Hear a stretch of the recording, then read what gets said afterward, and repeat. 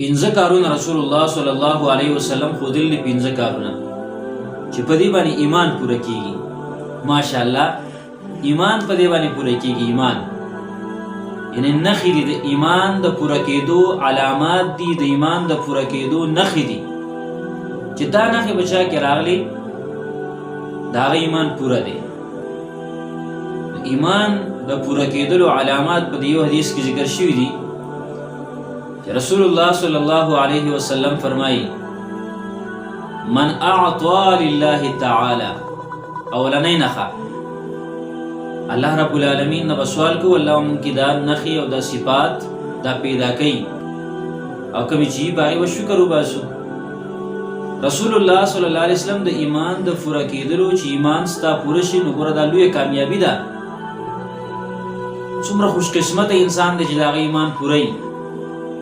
د ایمان چې په څه باندې پوره کېږي د هغې علامات د هغې نښې د کمال ایمان نښې ځان سره یادې کړه. دا د پیغمبر پاک صلی الله علیه وسلم حدیث دی.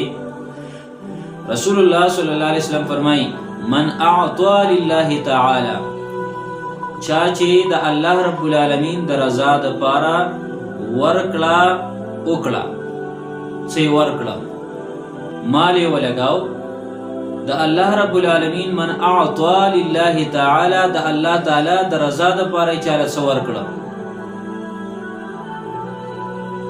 او دویم نمبر نښه ومنع لله تعالی د الله تعالی د رضا دپاره د الله د خوشحالۍ دپاره یې د چا نه څه منع کړه. دوه نښې شوې.